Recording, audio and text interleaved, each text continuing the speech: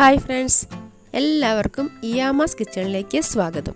ഇന്ന് ഞാൻ ഉണ്ടാക്കുന്നത് ഒരു അടിപൊളി വൻപയർ മെഴുക്ക് വരട്ടിയുടെ റെസിപ്പിയാണ് കേട്ടോ.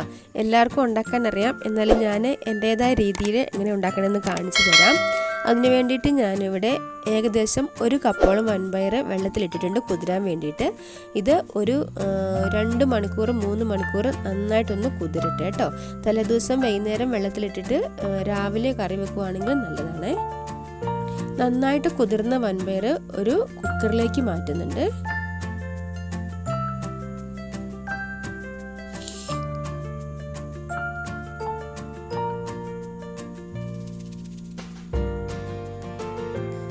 ഇനി ഇതിലേക്ക് ഞാൻ ആവശ്യത്തിന് ഉപ്പ് ചേർത്ത് കൊടുക്കുന്നുണ്ട്. 1 ടീസ്പൂൺ ഉപ്പ് ചേർത്ത് കൊടുക്കുന്നുണ്ട്.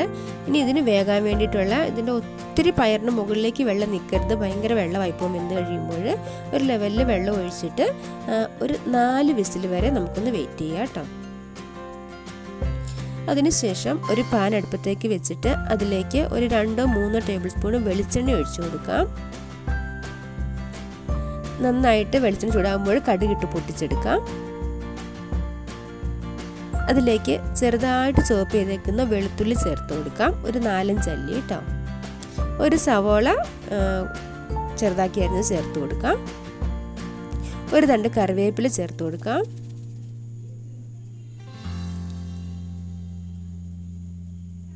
ഇനി നമുക്ക് ഇത് നന്നായിട്ടൊന്ന് വഴറ്റിയെടുക്കാം.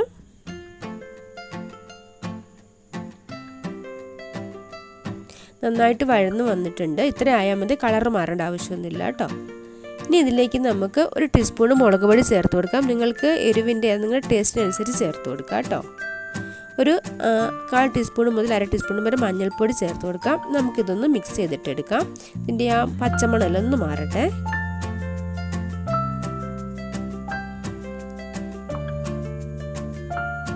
ഇനി ഇതിലേക്ക് നമ്മൾ വേവിച്ചേക്കുന്ന ആ വൻപയർ വെള്ളത്തോട് കൂടി അങ്ങോട്ട് ഒഴിച്ചു കൊടുക്കുക കേട്ടോ. വെള്ളം കൂടുതലുണ്ടെങ്കിലും കുഴപ്പമില്ല, ചേർത്ത് നമ്മൾ ഇളക്കി മിക്സ് ചെയ്തെടുക്കുമ്പോൾ പെട്ടെന്ന് തന്നെ വറ്റി കിട്ടിക്കോളും.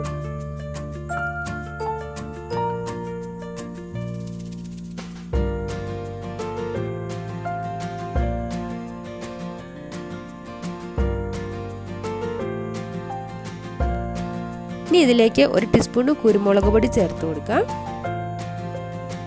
വീണ്ടും നന്നായിട്ടൊന്ന് ഇളക്കി മിക്സ് ചെയ്തിട്ടെടുക്കാം.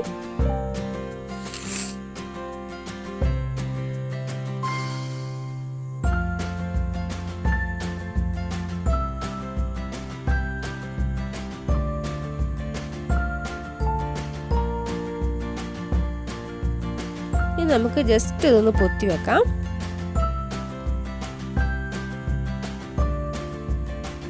വെള്ളമൊക്കെ നന്നായിട്ട് വറ്റിയിട്ടുണ്ട്, കണ്ടില്ലേ? ഇത്രയുള്ളൂ, വളരെ എളുപ്പമാണ്. അപ്പം ഇതുപോലെയല്ല നിങ്ങൾ ഉണ്ടാക്കണമെങ്കിൽ ഈ രീതിയിൽ ഒന്ന് വൻപയർ മെഴുക്കുവരട്ടി ഉണ്ടാക്കി നോക്കണം. ഉണ്ടാക്കി നോക്കിയിട്ട് നിങ്ങളുടെ അഭിപ്രായങ്ങൾ കമൻ്റായിട്ട് അറിയിക്കണം. ലൈക്ക് ചെയ്യണം, ഷെയർ ചെയ്യണം. എൻ്റെ ചാനൽ ഒന്ന് സബ്സ്ക്രൈബ് ചെയ്ത് തന്നെ സപ്പോർട്ട് ചെയ്യണം കേട്ടോ. മറ്റൊരു അടിപൊളി വീഡിയോ ആയിട്ട് വീണ്ടും കാണാം. Okay, bye bye.